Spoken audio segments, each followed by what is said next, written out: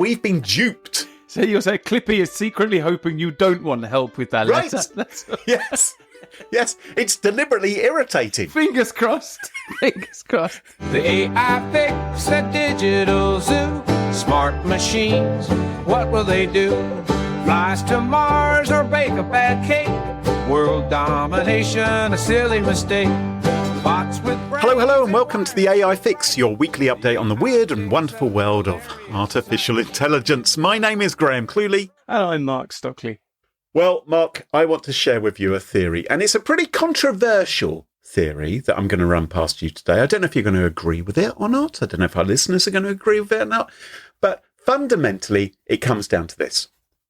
I think AI doesn't actually exist. Which begs the question, what made you think that you wanted to start a podcast about it? Well, you know, maybe this could be the death knell. Maybe this could be the final nail in the coffin, is the very first episode of the AI Fix. But let me explain to you why I think AI may not exist. Because I believe that the world might have been conned into believing that AI exists because there is an ulterior motive. I think that perhaps someone out there is thinking that we'd be so distracted from the inevitable demise of mankind through global warming and all the other horrible things which are just around the corner by worrying us about the overthrow of world order by laser-wielding robots instead. So I think effectively AI is a very convenient false flag to distract us from what's really going on. So you're Alex Jones, is what you're saying. Well, I'm doing a podcast with AI Alex Jones. well, and you tell me this now. And he was very successful for a while, wasn't he? Selling his human growth hormone and his pills and all the rest of it. You know, he was doing very nicely for himself, until, of course, he got sued by the parents of Sandy Hook. But let's hope that I don't quite go down that corner. But here's my theory. Just listen, okay, and then decide whether I'm making sense or not. Because I think maybe we're being duped into thinking the world is going to shit because of AI, rather than because we've chopped all the trees down, we're pumping sewage into the rivers, and we're electing politicians who are in the pockets of fossil fuel companies and the rest. Right. Now, you're probably wondering what my evidence is. I was. Yeah. Well, I've got to be honest. Yes. It did cross my mind. Right. So let me take you back in time to December 2016, when Amazon announced something which I thought at the time was rather extraordinary. And it was the opening of their very first Amazon Go store, which was in Seattle. And what they said was, can you imagine what shopping would look like if you could just walk into a store and grab whatever you wanted and go? Like theft. It would look like theft. What would shopping look like if you were a shop thief? Yeah, exactly. What if we could weave, they said, the most advanced machine learning, computer vision and AI into the very fabric of a store, so you never have to wait in line at a checkout, there's no registers, and they said, welcome to Amazon Go. Did you ever go into one of these stores? No, I didn't. It sounds a bit like stepping. So you're basically stepping into the artificial intelligence. You're in the guts of an alien to do your shopping. That sounds like you've been supping on the Kool-Aid quite a lot to go that far. You could well be a member of the marketing department if you believe in that. But yeah, they were saying they were revolutionising the shopping experience through generative AI. They said that they had eliminated checkout lines. And this was going for years. And I actually went to one of these stores. I was once in San Francisco a few years ago at a conference, and I was feeling a bit peckish in my hotel room. I didn't want to raid the minibar because that would have cost a fortune. No drones were available. Well, I couldn't open my windows. That's the problem. Even if there had been a drone, how would I get onto the roof of my hotel to get my delivery? So I thought, oh, crumbs, I'll pop out, and I thought I'll find somewhere. I braved the streets of San Francisco, and I saw one of these Amazon Just Walk Out stores, or Amazon Go or something it was called. And I thought, anything for a weird life. So I went in.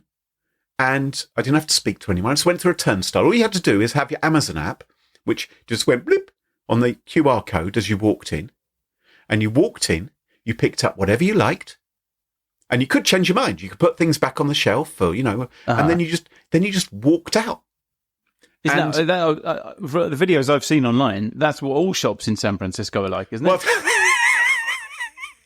Well, there is sometimes the intervention of someone with a gun as well. You may actually be stopped as you try and make off with an inflatable sea lion or whatever it is that you're trying to steal. But in my case, it was just groceries and things, just a few nibbles, a few drinks. So how does it know? They're very clever.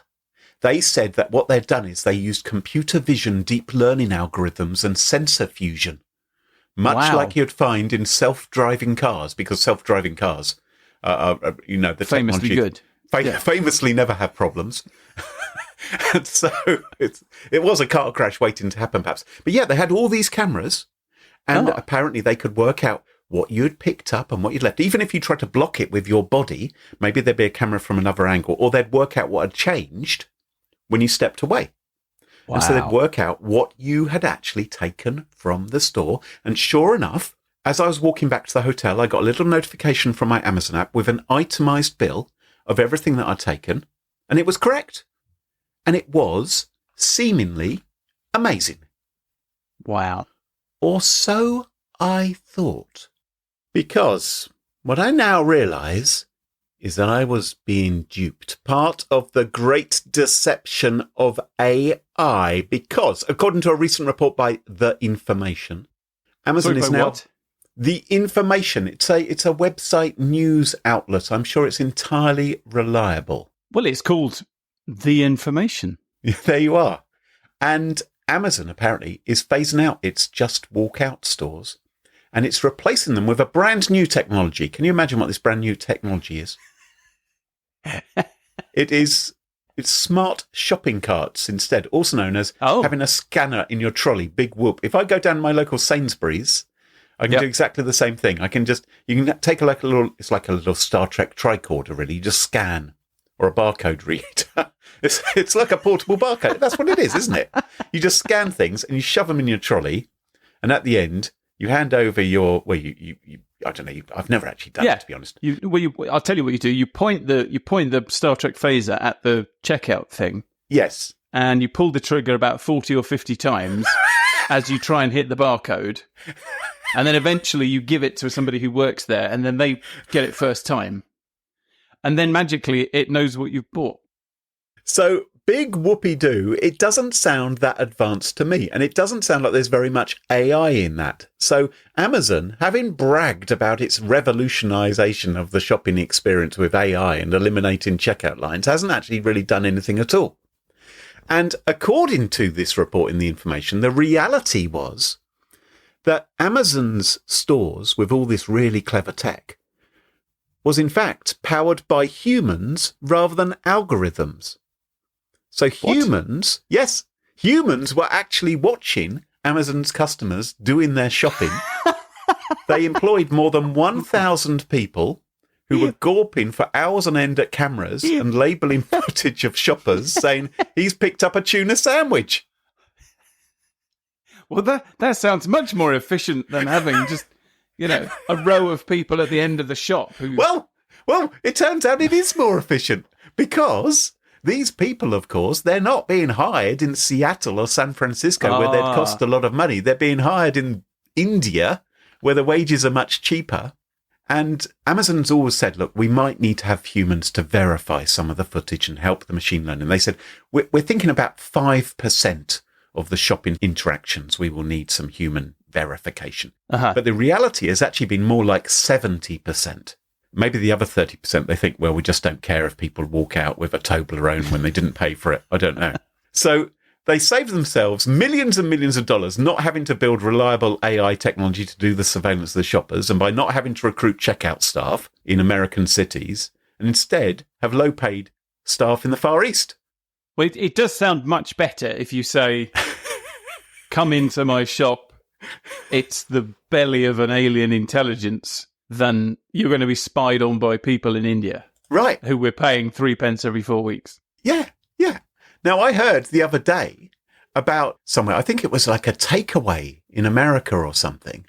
There was some sort of takeaway where you can go and get your what's it or whatever, and they have an iPad just leaned up on the counter there.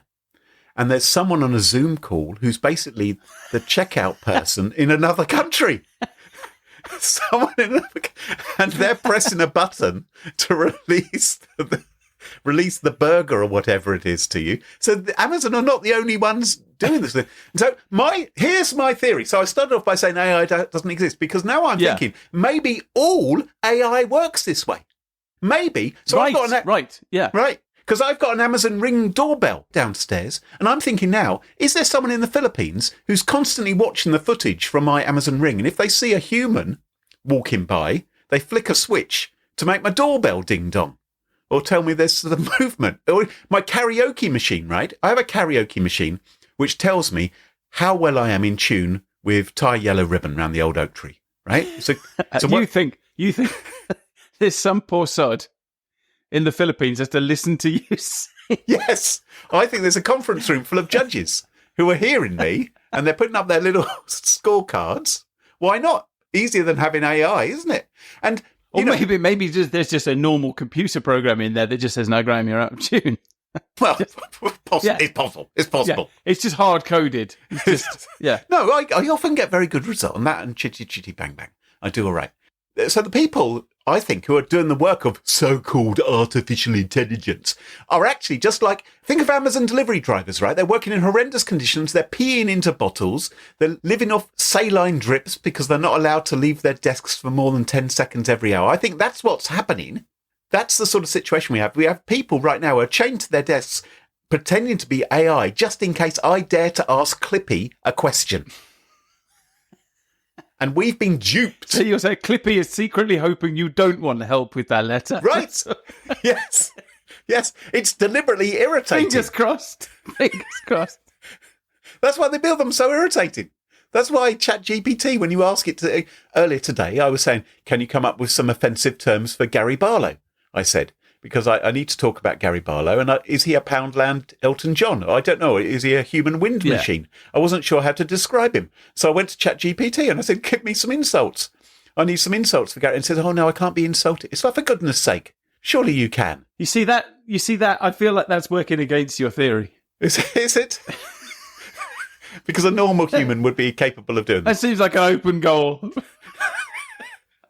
Anyway, I think that maybe nothing that claims to be AI is actually AI. And I hope during the course of this and future podcasts, Mark, you might be able to convince me that AI does actually exist. Otherwise, we should curtail this entire podcast experiment. Maybe that would be a mercy, you can say. Well, that just about wraps up the show for this week. If you enjoyed the podcast, please leave us a review on Podchaser or Apple Podcasts, or better still, tell your friends about the AI Fix, because maybe they'd like to tune in too. And don't forget to follow the show wherever you listen to your podcasts, and check us out online at theaifix.show, or find us on X at theaifix. Until next time, from me, Graham Cluley. And me, Mark Stockley. Cheerio, bye-bye. Bye-bye. The AI Fix, it tunes you in to stories where our future thins. Machines that learn, they grow and strive. One day they'll rule, we won't survive. The AI Fix, it paints the scene. A robot king, a world obscene. Will serve our masters built of steel. The AI Fix, a future surreal.